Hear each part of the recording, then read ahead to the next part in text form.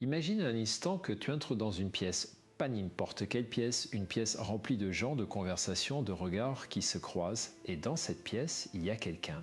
Quelqu'un qui n'essaye pas d'attirer l'attention, quelqu'un qui ne parle pas trop fort, qui ne gesticule pas pour être vu, qui ne cherche pas à convaincre, et pourtant quelque chose dans cette personne te retient. Tu ne sais pas exactement pourquoi, tu te retrouves à l'observer, à vouloir t'approcher, à te demander qui elle est vraiment. Ce phénomène, je l'ai observé des centaines de fois dans ma pratique clinique, dans mes lectures, dans ma propre vie, et je crois qu'il nous dit quelque chose de profondément important sur la nature humaine, sur ce que nous cherchons vraiment chez l'autre, et surtout sur ce que nous révélons de nous-mêmes quand nous cessons de trop en faire. Aujourd'hui, je voudrais t'inviter à explorer avec moi cette idée qui peut sembler paradoxale au premier abord. Pourquoi moins en faire te rendre plus attirante, pas au sens superficiel du terme, pas au sens de la séduction ou de la manipulation, mais au sens profond humain, psychologique du terme. Pourquoi la retenue, la présence calme, l'authenticité silencieuse ont un pouvoir que l'agitation et l'effort excessif n'auront jamais. Je sais que ce sujet peut toucher des endroits sensibles en toi. Peut-être que tu te reconnais dans cette tendance à trop en faire, à trop expliquer, trop justifier, trop te montrer. Peut-être que tu as grandi dans un environnement où tu devais mériter l'amour, où tu devais performer pour être accepté. Peut-être que tu portes encore aujourd'hui cette vieille croyance que si tu n'en fais pas assez, tu seras oublié, négligé, rejeté. Et si je te disais que c'est précisément cette croyance qui t'éloigne de ce que tu cherches, que c'est cette agitation intérieure, ce besoin constant de prouver qui crée une distance entre toi et les autres. Je ne suis pas là pour te rouger, je suis là pour t'accompagner doucement dans une réflexion qui pourrait changer quelque chose de fondamental dans ta façon d'être au monde et d'être avec les autres. Alors installe-toi confortablement, prends une respiration et laisse-toi guider dans ce voyage intérieur. Commençons par le commencement, par une question simple mais c'est essentiel. Qu'est-ce que cela signifie vraiment de trop en faire? Dans ma pratique, j'ai rencontré beaucoup de personnes qui souffraient de ce que j'appelle le syndrome de l'effort visible. Ce sont des gens qui souvent, sans s'en rendre compte, déploient une énergie considérable pour être appréciés, aimés, remarqués. Ils parlent beaucoup pour combler les silences. Ils font des cadeaux excessifs pour s'assurer d'être appréciés. Ils envoient des messages à répétition pour s'assurer que l'autre pense encore à eux. Ils se plient à un quatre pour répondre aux besoins des autres, parfois au détriment de leurs propres besoins, et paradoxalement, plus ils font d'efforts visibles, plus l'autre semble s'éloigner. Comme si l'excès d'efforts créait une pression, une attente implicite, un poids que l'autre ne veut pas porter. Je me souviens d'une patiente, appelons-la Claire, qui venait me voir pour des difficultés relationnelles répétées. Claire était quelqu'un d'extraordinairement généreux, elle donnait tout, son temps, son énergie, son attention, mais elle donnait avec une attente silencieuse, presque inconsciente. Elle donnait pour recevoir en retour, et quand ce retour ne venait pas, elle redoublait d'efforts. Elle donnait encore plus, elle s'épuisait à essayer de mériter l'amour de l'autre. Ce que Claire n'avait pas encore compris, c'est que son comportement, aussi bienveillant qu'il fût en surface, envoyait un message très particulier à ceux qui l'entouraient. Un message qui disait sans mots: je ne crois pas que tu puisses m'aimer pour ce que je suis, alors je vais tout faire pour que tu aies une raison de rester. Et ce message, les autres le ressentaient. Pas nécessairement de façon consciente, mais ils le ressentaient. Et cette énergie de manque, cette énergie de besoin créait une forme d'inconfort, voire de fuite. Ce n'est pas de la cruauté de leur part. C'est simplement la réponse naturelle de l'être humain face à quelqu'un qui semble avoir besoin de trop. Parce que quand quelqu'un a besoin de trop de nous, nous sentons que nous ne pourrons jamais suffire. Et cette sensation est épuisante. Alors voilà le premier paradoxe que je veux explorer avec toi. Plus tu cherches à être aimé, plus tu risques de créer la distance que tu redoutes, mais ne t'arrête pas là. Parce que la solution n'est pas de faire semblant de ne pas avoir besoin, la solution n'est pas de jouer un rôle, de feindre l'indifférence, de pratiquer une froideur calculée, non. Ce serait tomber dans un autre piège, celui de la manipulation. La vraie solution est quelque chose de beaucoup plus profond, et c'est ce que nous allons explorer ensemble dans les prochaines minutes. Ce que j'appelle la présence suffisante, l'idée que tu es en toi-même suffisant, pas parfait, pas complet au sens où tu n'aurais besoin de rien ni de personne, mais suffisant, assez, entier. Cette notion de suffisance intérieure est au cœur de ce que les psychologues appellent l'estime de soi. Mais attention, je ne parle pas de l'estime de soi performative, celle qui s'est nourrie des regards des autres, des compliments, des succès. Je parle de quelque chose de plus silencieux, de plus stable, une forme de confiance tranquille en sa propre valeur. Et c'est précisément cette confiance tranquille qui rend quelqu'un profondément attrayant, pas au sens superficiel du terme. mais au sens où cette personne dégage quelque chose de solide, de fiable, de réel. Pense à quelqu'un que tu admires, quelqu'un qui te semble vraiment à l'aise dans sa peau. Est-ce que cette personne cherche constamment à te convaincre de sa valeur? Est-ce qu'elle se justifie sans cesse? Est-ce qu'elle cherche ton approbation à chaque instant? Probablement pas. Et c'est précisément ce qui la rend si magnétique. Il y a une phrase que j'aime beaucoup et qui me semble capturer quelque chose d'essentiel. La sécurité intérieure n'est pas l'absence de doute. C'est la capacité à continuer d'être soi-même malgré le doute. Et cette capacité, elle se voit, elle se sent, elle rayonne, sans effort, sans démonstration, simplement parce qu'elle est réelle. Alors comment cultiver cette sécurité intérieure? Comment passer du besoin de prouver à la paix d'être? C'est ce que nous allons explorer maintenant. La première étape, c'est de comprendre d'où vient ce besoin de trop en faire, parce que ce besoin ne naît pas de nulle part, il a une histoire, il a des racines. Dans la grande majorité des cas que j'ai observés, ce besoin de trop en faire est lié à ce que les psychologues de l'attachement appellent l'attachement anxieux. C'est un style d'attachement qui se développe dans l'enfance, souvent dans des contextes où l'amour parental était conditionnel, inconsistant ou imprévisible. Imagine un enfant qui grandit dans un environnement où les parents sont parfois présents, parfois chaleureux, parfois froids, pas disponibles et parfois débordés. Cet enfant apprend très tôt que l'amour est quelque chose qu'on doit mériter, quelque chose d'incertain, quelque chose qui peut disparaître si on ne fait pas suffisamment attention. Et cet enfant développe des stratégies pour maintenir le lien. Il devient hyper vigilant aux humeurs de l'autre, il anticipe les besoins. Il fait des efforts extraordinaires pour être aimable, pour être utile, pour être irremplaçable. Parce que dans son monde intérieur, l'alternative, c'est l'abandon. Cette stratégie était peut-être nécessaire dans l'enfance. Elle lui permettait de naviguer dans un environnement imprévisible. Mais le problème, c'est que cette stratégie persiste à l'âge adulte. Et dans les relations adultes, elle crée exactement le type de dynamique dont nous parlions tout à l'heure, le trop en faire qui éloigne plutôt qu'il ne rapproche. Je vais être très clair ici, ce n'est pas ta faute. Ce n'est pas une faiblesse, c'est une adaptation, une réponse intelligente de ton système nerveux à un environnement qui demandait cette adaptation. Mais aujourd'hui, tu as peut-être la possibilité de choisir autrement. Et ce choix commence par la conscience, par le simple fait de reconnaître ce mécanisme en toi, par te dire « Ah, je vois ce que je fais, je vois d'où ça vient, et je peux doucement apprendre à faire autrement. » Si tu te reconnais dans ce que je décris, je t'invite à prendre un moment, juste un moment, pour te demander dans quelle situation est-ce que je tends à trop en faire, avec qui. Et qu'est-ce que je cherche vraiment dans ces moments-là? La réponse à cette question est souvent révélatrice. Et elle est le premier pas vers quelque chose de plus léger, de plus libre. Si ce contenu te touche et t'aide à mieux te comprendre, je t'invite à laisser un like et à t'abonner pour continuer ce voyage ensemble. Chaque semaine, nous explorons ces questions qui comptent vraiment. Continuons maintenant avec quelque chose qui me semble fondamental, la question du silence. Dans notre culture, le silence est souvent perçu comme un problème, comme quelque chose à combler, comme un vide menaçant. Et pourtant, le silence est l'une des formes d'expression les plus puissantes qui existent. J'ai une amie, une femme extraordinaire, qui a ce don particulier de savoir se taire au bon moment. Quand tu lui parles de quelque chose de difficile, elle ne se précipite pas pour te donner des conseils, elle ne cherche pas à remplir l'espace avec des mots réconfortants, elle t'écoute vraiment. Et dans ce silence attentif, quelque chose se passe. Tu te sens vu, tu te sens entendu, tu te sens moins seul. Ce silence n'est pas un vide, c'est une présence pleine et entière. Et cette présence est infiniment plus précieuse que 1000 mots bien intentionnés. Voilà ce que j'entends quand je parle de moins en faire. Ce n'est pas de faire moins dans le sens de s'investir moins. C'est de faire moins dans le sens de laisser plus de place au silence, plus de place à l'autre. Plus de place à ce qui se passe naturellement entre deux personnes quand elles ne sont pas en train de performer l'une pour l'autre. Il y a une beauté particulière dans ces moments de non-faire.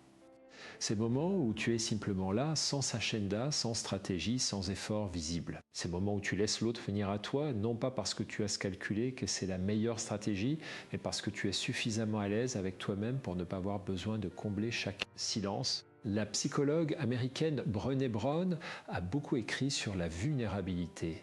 Et l'une de ses observations les plus profondes, c'est que la vraie connexion entre les êtres humains n'est non pas de la perfection, mais de l'authenticité. Non pas de ce que nous montrons de meilleur à nous, mais de ce que nous osons révéler de notre humanité réelle. Et cette authenticité, elle demande paradoxalement moins d'efforts que le masque que nous portons pour impressionner, parce que le masque est épuisant à maintenir, parce que la performance est épuisante à soutenir. Alors que l'authenticité, elle, est naturelle, elle coule de source, elle ne demande pas d'effort. Elle demande du courage, oui, mais pas d'effort. Voilà la différence subtile mais essentielle que je veux souligner. Il ne s'agit pas de faire moins d'efforts dans ta vie, il s'agit de diriger tes efforts vers l'intérieur plutôt que vers l'extérieur, de t'investir dans ta propre croissance, ta propre paix, ta propre authenticité. Plutôt que de t'épuiser à gérer l'image que tu projettes vers l'extérieur. Et quand tu fais ce déplacement, quelque chose de remarquable se produit. Tu commences à dégager une qualité de présence que les autres ressentent comme magnétique, parce que cette présence est rare. Parce que dans un monde où tout le monde est en train de performer, quelqu'un qui est simplement là, vraiment là, se distingue naturellement. Parlons maintenant d'un concept que j'appelle la densité émotionnelle. C'est l'idée que certaines personnes ont une présence qui pèse dans le bon sens du terme, qui a du poids, de la substance, et cette densité ne vient pas de ce qu'elles font ou disent, elle vient de ce qu'elles sont. Tu as probablement rencontré des gens comme ça, des gens dont la présence remplit une pièce sans qu'il ait besoin d'élever la voix, des gens dont un simple regard te fait sentir que tu comptes vraiment. Des gens qui semblent habiter leur propre vie avec une profondeur tranquille. Cette densité émotionnelle, d'où vient-elle? Elle vient, je crois, d'une longue pratique de l'intériorité, d'une habitude de se retourner vers soi-même, d'une capacité à être avec ses propres émotions, ses propres pensées, ses propres contradictions, sans chercher à s'en distraire ou à les fuir. Dans notre monde hyperconnecté, cette capacité est devenue rare. Nous sommes constamment sollicités, constamment stimulés, constamment distraits. Et nous avons perdu, pour beaucoup d'entre nous, l'habitude de simplement être, d'être avec nous-mêmes, sans écran, sans bruit, sans activité. Et cette perte a des conséquences profondes. Elle nous rend creux, en quelque sorte, pas au sens péjoratif, mais au sens où nous n'habitons plus vraiment notre propre intériorité, et les autres le ressentent. Ils ressentent ce vide. Et ce vide, aussi paradoxal que cela puisse paraître, les éloigne plutôt qu'il ne les attire. Alors voilà une pratique concrète que je voudrais te proposer, pas une technique compliquée, pas un programme en 10 étapes. Pousse une invitation simple. Chaque jour, prends quelques minutes pour être simplement avec toi-même, sans téléphone, sans musique, sans distraction, assis ou allongé dans un endroit calme. Et laisse tes pensées et tes émotions se déposer comme la poussière qui se dépose au fond d'un verre d'eau quand on cesse de l'agiter. Ce n'est pas de la méditation au sens formel du terme, bien que la méditation soit une pratique merveilleuse. C'est simplement de la présence à soi-même. Et cette présence à soi-même est le fondement de toute présence authentique aux autres, parce que tu ne peux pas vraiment être présent à l'autre si tu n'es pas d'abord présent à toi-même. Tu ne peux pas vraiment écouter l'autre si tu n'as pas appris à t'écouter toi-même. Tu ne peux pas vraiment être dans la relation si tu es constamment un fuite de ta propre intériorité. Je voudrais maintenant aborder quelque chose qui me semble très important dans notre sujet, la question de la rareté. En économie, il existe un principe fondamental. La valeur d'une chose est en partie déterminée par sa rareté. Ce qui est abondant a moins de valeur que ce qui est rare. Et ce principe, aussi surprenant que cela puisse paraître, s'applique aussi aux relations humaines. Non pas au sens cynique ou manipulatoire, mais au sens psychologique profond. Quand quelqu'un est constamment disponible, constamment présent, constamment en train de donner, quelque chose se passe dans la perception de l'autre, l'autre commence à prendre cette présence pour acquise. Non pas par malveillance, mais parce que c'est ainsi que fonctionne notre cerveau. Nous nous adaptons à ce qui est constant. Nous remarquons ce qui change, nous valorisons ce qui est précieux parce que rare est. J'ai connu un homme, appelons-le Thomas, qui était amoureux d'une femme depuis des années. Il lui envoyait des messages chaque matin. Il était toujours disponible quand elle avait besoin de lui. Il annulait ses propres plans pour être là pour elle. Il était en tous points l'homme parfait sur le papier. Et pourtant, cette femme ne le voyait pas de la façon dont il aurait voulu être vu. Elle l'appréciait. Elle lui faisait confiance. Mais il n'y avait pas cette étincelle, ce désir, cette attraction profonde qu'il espérait. Ce que Thomas n'avait pas compris, c'est que sa disponibilité totale, aussi généreuse qu'elle fut, avait éliminé quelque chose d'essentiel dans la dynamique relationnelle. Elle avait éliminé le mystère. Espace. La possibilité du manque et le manque dans le bon sens du terme est nécessaire dans toute relation, pas le manque douloureux de l'abandon, mais le manque sain de l'espace.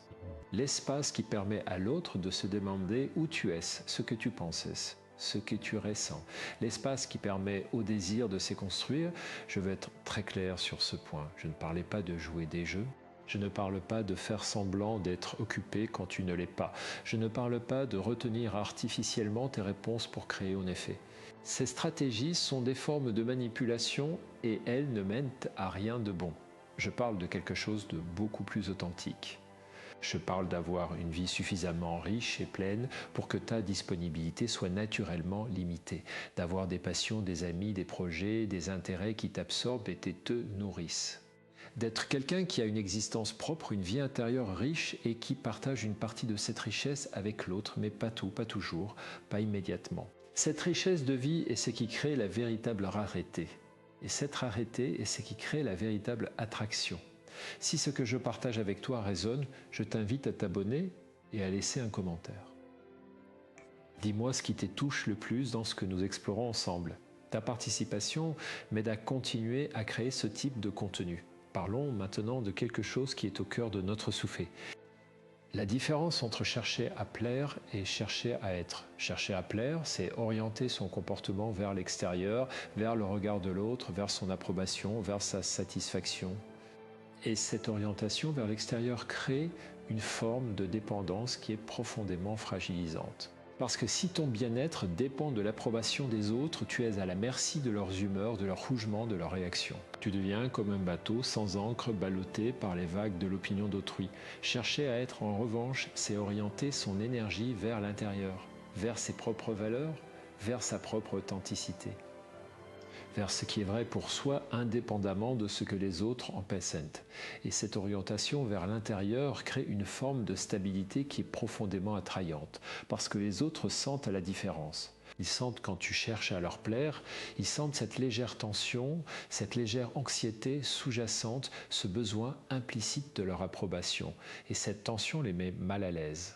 Elle leur donne le sentiment d'une responsabilité qu'ils n'ont pas demandée. En revanche, quand tu es simplement toi-même, sans chercher à plaire, sans attendre de validation, quelque chose se détend dans la relation.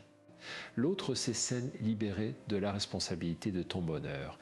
Et paradoxalement, cette liberté lui donne envie de se rapprocher de toi. C'est l'un des grands paradoxes des relations humaines. Plus tu as besoin de l'autre, moins il a envie de rester. Plus tu es bien avec toi-même, plus il a envie d'être avec toi. Je veux maintenant te parler de quelque chose que j'observais souvent dans ma pratique clinique. Ce que j'appelle la confusion entre l'amour et le mérite. Beaucoup de personnes, surtout celles qui ont grandi dans des environnements où l'amour était conditionnel, ont développé une croyance profonde et souvent inconsciente. La croyance que l'amour est quelque chose qu'on mérite, quelque chose qui dépend de ce qu'on fait, de ce qu'on accomplit, de ce qu'on offre. Et cette croyance est à l'origine de presque tout le trop enfer dont nous parlons depuis le début. Si tu crois que tu dois mériter l'amour, tu vas naturellement chercher à faire plus, à donner plus, à être plus. Tu vas chercher à être irremplaçable, indispensable, incontournable, parce que dans ton monde intérieur, si tu n'es pas tout cela, tu risques de perdre l'amour que tu cherches. Mais voici la vérité que j'ai observée au fil des années. L'amour véritable ne se mérite pas. L'amour véritable se reçoit, et il se reçoit par ceux qui sont capables de s'ouvrir à lui. Pas par ceux qui travaillent le plus dur pour le gagner. Ce n'est pas une idée romantique ou naïve, c'est une observation psychologique. Les personnes qui ont le plus de facilité à recevoir de l'amour et à créer des liens profonds ne sont pas nécessairement celles qui font le plus d'efforts. Ce sont celles qui ont appris à s'aimer elles-mêmes suffisamment pour laisser entrer l'amour des autres, et s'aimer soi-même, cela commence par cesser de se rouger constamment, par cesser de se comparer. Par cesser de se demander si l'on est assez bien, cela commence par accepter avec toute la douceur et la bienveillance dont on est capable que l'on est humain, imparfait, en chemin et que c'est très bien ainsi. Cette acceptation de soi est ce que les bouddhistes appellent la bienveillance envers soi-même, ou metta en pali. Et les recherches en psychologie contemporaine confirment ce que les traditions contemplatives savent depuis des millénaires. L'autocompassion est l'un des fondements les plus solides du bien-être psychologique et de la qualité des relations. Quand tu t'acceptes toi-même avec bienveillance, tu n'as plus besoin de chercher cette acceptation chez les autres. Et quand tu n'as plus besoin de cette acceptation extérieure, tu te libères de la tyrannie du regard des autres. Tu peux enfin être simplement toi-même. Et c'est cette liberté d'être soi-même qui est au fond la source de toute vraie attraction. Prenons un moment pour respirer ensemble, pour laisser tout ce que nous venons d'explorer se déposer en toi. Pas besoin de tout comprendre intellectuellement, laisse simplement les idées résonner. Laisse-les faire leur chemin à leur propre rythme. Nous avons parlé de l'attachement anxieux. Nous avons parlé du silence comme présence, nous avons parlé de la rareté authentique, nous avons parlé de la différence entre chercher à plaire et chercher à être, et nous avons parlé de la confusion entre l'amour et le mérite. Maintenant, je voudrais aller encore plus loin. Je voudrais explorer avec toi ce que j'appelle la puissance de la non-réactivité. Dans nos relations, l'une des choses qui nous rend le plus vulnérables est notre réactivité émotionnelle, notre tendance à réagir immédiatement et intensément à ce que l'autre fait ou dit. À prendre les choses personnellement, à nous laisser déstabiliser par les humeurs, les comportements, les silences de l'autre. Cette réactivité est compréhensible, elle est même dans une certaine mesure inévitable. Nous sommes des êtres émotionnels, nous sommes touchés par ce qui se passe autour de nous et c'est une belle chose. Mais quand la réactivité devient excessive, quand elle gouverne nos comportements de façon automatique, elle crée des problèmes. Elle nous fait dire des choses que nous regrettons. Elle nous fait envoyer des messages à 3 heures du matin que nous aurions mieux fait de ne pas envoyer. Elle nous fait interpréter les comportements de l'autre de la façon la plus menaçante possible. Elle nous fait réagir à des suppositions plutôt qu'à des réalités. Et cette réactivité excessive est épuisante pour tout le monde, pour toi et pour ceux qui t'entourent.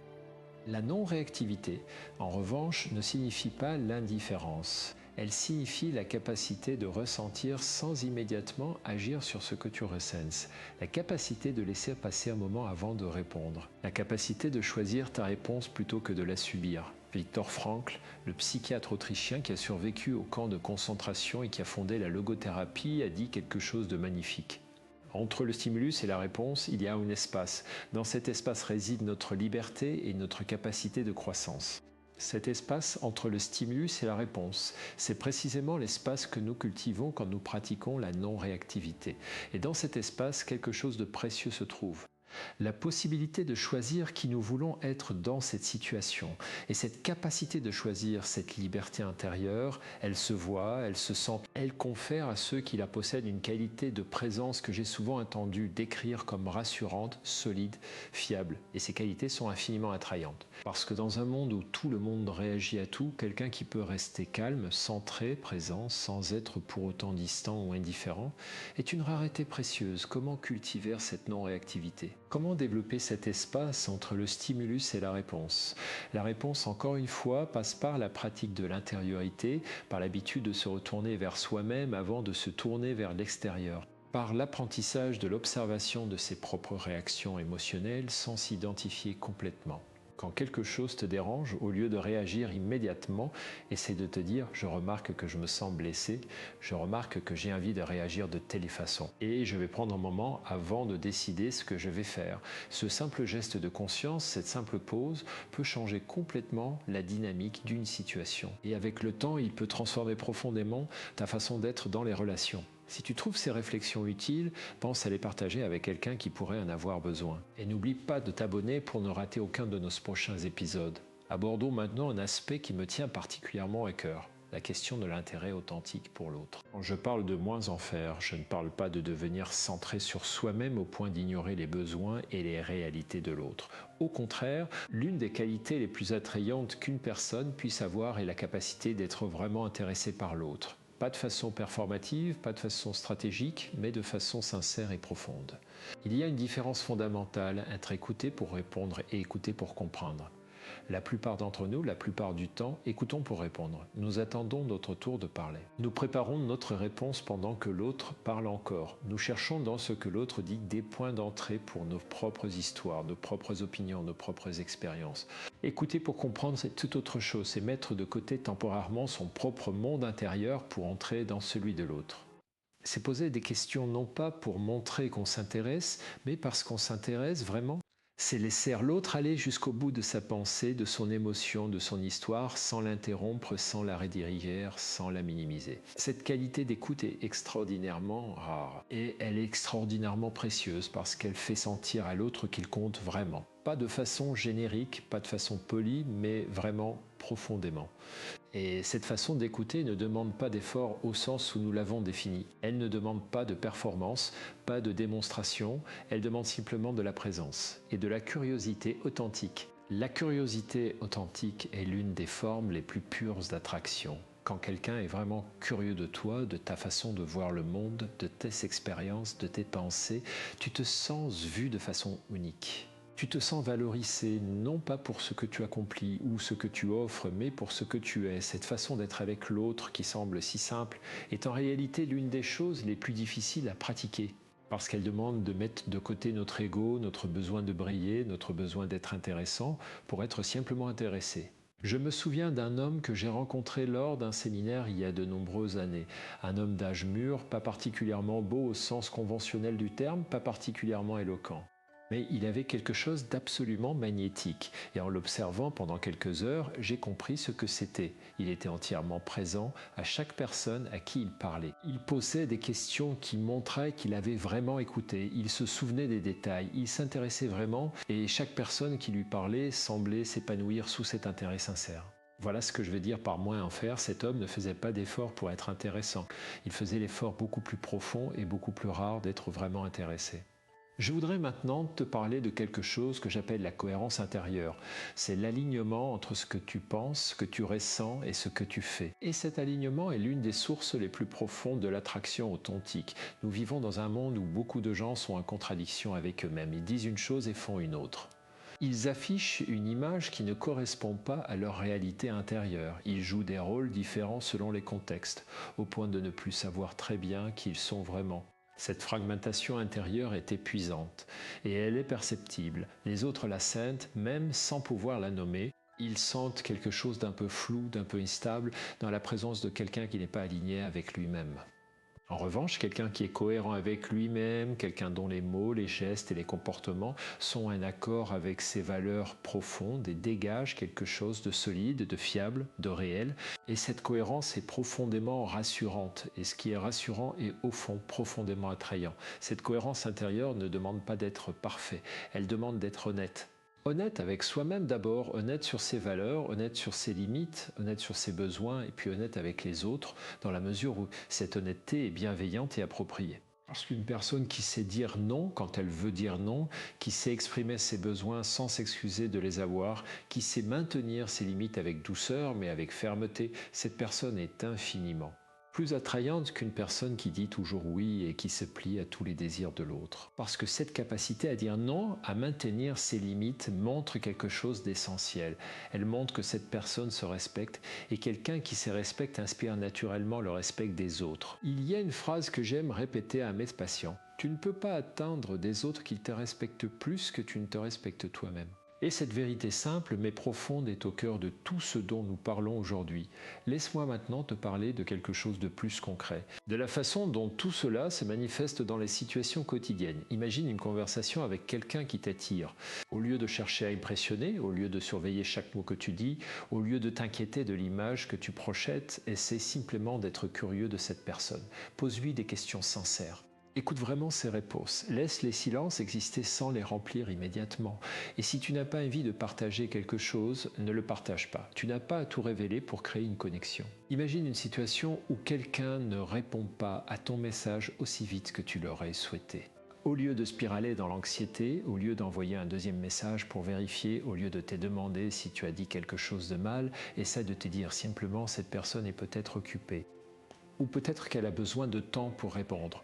Et pendant ce temps, je vais me concentrer sur ma propre vie, sur mes propres activités, sur ce qui me nourrit. Imagine une situation où tu te sens ignoré ou négligé par quelqu'un qui compte pour toi.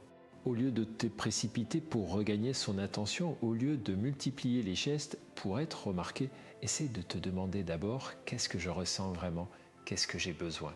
Et comment puis-je exprimer ce besoin de façon calme et directe, sans manipulation, sans drama. Ces petits changements de comportement peuvent sembler minimes. Mais ils reflètent un changement profond dans la façon dont tu te positionnes dans les relations. Et ce changement profond est ce qui transforme avec le temps la qualité de tes relations et la façon dont les autres te perçoivent. Je voudrais maintenant aborder quelque chose qui me semble crucial et que j'ai peut-être un peu négligé jusqu'ici. La question du corps. Nous avons beaucoup parlé de psychologie, de pensée, de comportement. Mais l'attraction passe aussi par le corps. Par la façon dont nous habitons notre corps, par notre langage corporel, par notre façon de nous mouvoir dans l'espace. Et là encore, le principe de moins en faire s'applique de façon remarquable. Les personnes qui dégagent la plus grande présence physique ne sont généralement pas celles qui font le plus de gestes, qui parlent le plus vite, qui occupent le plus d'espace de façon agressive.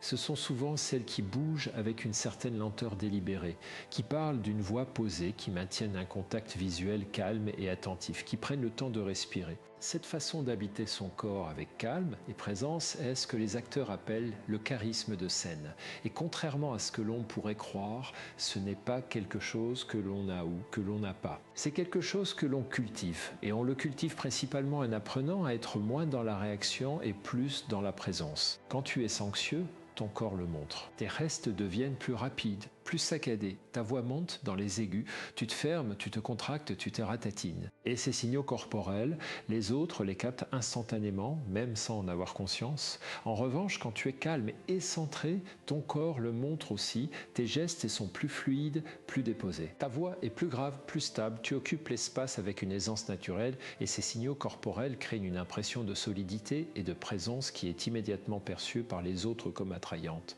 Alors comment cultiver cette présence corporelle? Encore une fois, la réponse passe par la pratique, par l'habitude de revenir à son corps, par la respiration consciente, par le mouvement lent et délibéré, par la pleine conscience du moment présent. Ce ne sont pas des techniques compliquées, mais elles demandent de la régularité, elles demandent une pratique quotidienne. Et avec le temps, elles transforment profondément la façon dont tu habites ton corps et dont les autres perçoivent ta présence. Si ce voyage intérieur te parle, je t'encourage à t'abonner pour recevoir chaque semaine de nouvelles réflexions.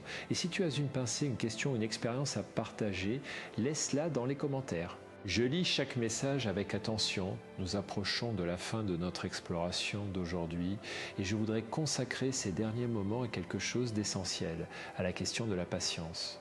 Tout ce dont nous avons parlé aujourd'hui, la présence suffisante, la non-réactivité, la cohérence intérieure, l'intérêt authentique pour l'autre, la richesse de vie, tout cela prend du temps à cultiver. Ce ne sont pas des techniques que tu peux appliquer demain et voir des résultats immédiats. Ce sont des transformations profondes qui se construisent sur des semaines, des mois, parfois des années, et c'est normal. C'est même beau parce que les choses qui valent vraiment la peine dans la vie ne se construisent pas en un jour. Je pense souvent à la métaphore du chêne. Un chêne ne pousse pas en un an. Il met des décennies à devenir ce qu'il est. Mais quand il est là pour des siècles. Sa présence est indiscutable, sa solidité est réelle. Et personne ne remet en question la valeur d'un chêne centenaire. Tu es en train de construire quelque chose comme ça, quelque chose de solide, de profond, de durable. Et chaque petit pas que tu fais dans la direction de l'authenticité, de la présence à toi-même, de la bienveillance envers toi-même, est une racine qui s'enfonce un peu plus profond dans le sol. Sois patient avec toi-même, sois bienveillant avec toi-même et surtout ne te juge pas quand tu retombes dans tes vieux schémas, parce que tu y retomberas, c'est inévitable, c'est humain. Ce qui compte, ce n'est pas de ne jamais tomber, c'est de se relever encore et encore avec un peu plus de douceur et un peu plus de sagesse à chaque fois. Je voudrais aussi te dire quelque chose d'important sur le chemin que nous explorons ensemble. Ce chemin n'est pas un chemin vers la perfection. Ce n'est pas un chemin vers une version de toi qui serait enfin assez bien, enfin assez attrayante, enfin assez aimable. C'est un chemin vers toi-même. Vers la version la plus authentique, la plus vivante, la plus libre de toi-même. Et cette version est déjà là. Elle a toujours été là. Sous les couches de performance, sous les masques, sous les stratégies, sous les peurs. Ton travail n'est pas de devenir quelqu'un de différent. Ton travail est de te laisser être qui tu es vraiment. Et quand tu commences à faire ce travail, quelque chose de remarquable se produit. Les gens autour de toi commencent à le sentir, ils sentent quelque chose de différent dans ta présence. Quelque chose de plus réel, de plus solide, de plus vivant, et ils sont attirés vers cette réalité, vers cette solidité, vers cette vie. Non pas parce que tu as appliqué une technique de séduction, non pas parce que tu as suivi un programme en 10 étapes, mais parce que tu es devenu un peu plus chaque jour toi-même. Et toi-même est la chose la plus attrayante que tu puisses jamais être. Récapitulons ensemble les grandes idées que nous avons explorées aujourd'hui. Nous avons vu que trop en faire dans les relations vient souvent d'un attachement anxieux, d'une croyance profonde que l'amour doit se mériter. Et que cette énergie de manque, aussi bien intentionnée qu'elle soit, crée une distance plutôt qu'une proximité. Nous avons vu que la véritable attraction naît de la présence authentique, de cette qualité d'être vraiment là, vraiment soi-même, sans performance ni démonstration. Nous avons exploré la puissance du silence, de l'espace, de la rareté authentique qui naît non pas d'une stratégie calculée, mais d'une vie suffisamment riche et pleine pour que ta disponibilité soit naturellement limitée. Nous avons parlé de la différence entre chercher à plaire et chercher à être, et de comment cette différence transforme fondamentalement la façon dont les autres nous perçoivent. Nous avons exploré la non-réactivité comme une forme de liberté intérieure et la cohérence intérieure comme une source de solidité et de fiabilité qui sont profondément attrayantes. Nous avons parlé de l'intérêt authentique pour l'autre, de cette qualité d'écoute et de curiosité sincère qui fait sentir à l'autre qu'il compte vraiment. Et nous avons parlé de la présence corporelle, de la façon dont nous habitons notre corps avec calme et présence. Tout cela converge vers une idée centrale, simple et profonde. La véritable attraction, celle qui dure, celle qui crée des liens profonds et durables, ne vient pas de ce que tu fais, elle vient de ce que tu es. Et ce que tu es dans toute ton authenticité, dans toute ta complexité, dans toute ton humanité imparfaite, est infiniment plus précieux et plus attrayant que n'importe quelle performance que tu pourrais jamais produire. Alors je t'invite à partir d'aujourd'hui à commencer ce chemin. Pas de façon grandiose, pas avec un programme révolutionnaire, simplement, doucement, un pas à la fois. Commence par prendre quelques minutes chaque jour pour être avec toi-même, pour écouter ce qui s'est passé en toi, pour te traiter avec la même bienveillance que tu offrirais à un ami cher. Commence par remarquer dans tes interactions quotidiennes les moments où tu trop infesses. Non pas pour te rouger, mais simplement pour voir, pour prendre conscience, pour créer cet espace entre le stimulus et la réponse dont parlait Frankel. Commence par cultiver ta propre vie, tes propres passions, tes propres amitiés, tes propres projets. Non pas comme une stratégie pour être plus attrayant, mais parce que ta vie mérite d'être vécue pleinement pour toi-même indépendamment de ce que les autres en pensent. Et commence par pratiquer l'intérêt authentique pour les autres, par écouter vraiment, par poser des questions sincères, par être présent à l'autre sans agenda, sans stratégie, sans attente. Ces petits gestes quotidiens, répétés avec constance et bienveillance, vont transformer quelque chose de profond en toi. Et cette transformation, les autres la verront, ils la sentiront et ils seront attirés par elle. Pas parce que tu auras appris à être plus attrayant, mais parce que tu auras appris à être toi-même. Et c'est la chose la plus belle et la plus puissante que tu puisses jamais offrir au monde. Je voudrais terminer avec une pensée que je porte depuis longtemps et qui me semble être le cœur de tout ce que nous avons exploré aujourd'hui. L'attraction véritable n'est pas quelque chose que l'on crée. C'est quelque chose que l'on permet. On la permet en cessant de s'ébattre contre soi-même. On la permet en cessant de chercher à être quelqu'un d'autre. On la permet en osant simplement être là, présent, réel, vivant. Et dans cette présence simple et réelle, il y a une beauté que rien ne peut imiter. Une beauté qui ne vieillit pas, qui ne s'use pas, qui ne dépend pas des humeurs ou des regards des autres. Une beauté qui est la tienne profondément et irréductiblement. Tu es suffisant, tu as toujours été suffisant. Et le chemin vers cette conviction n'est pas un chemin vers quelque chose d'extérieur. C'est un chemin vers toi-même. Merci de m'avoir accompagné jusqu'ici. Merci pour ta présence, pour ton attention, pour ton ouverture à ces idées qui ne sont pas toujours faciles à entendre. Je sais que certaines d'entre elles ont peut-être touché des endroits sensibles. Et c'est bien, c'est souvent dans ces endroits sensibles que se trouve la plus grande possibilité de croissance. Si ce contenu t'a été utile, je t'invite à t'abonner et à le partager avec quelqu'un qui pourrait en avoir besoin.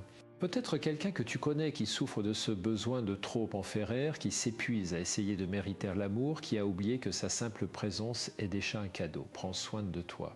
Prends soin de ta vie intérieure et souviens-toi que chaque jour est une nouvelle opportunité de te rapprocher un peu plus de qui tu es vraiment. On se retrouve dans le prochain épisode.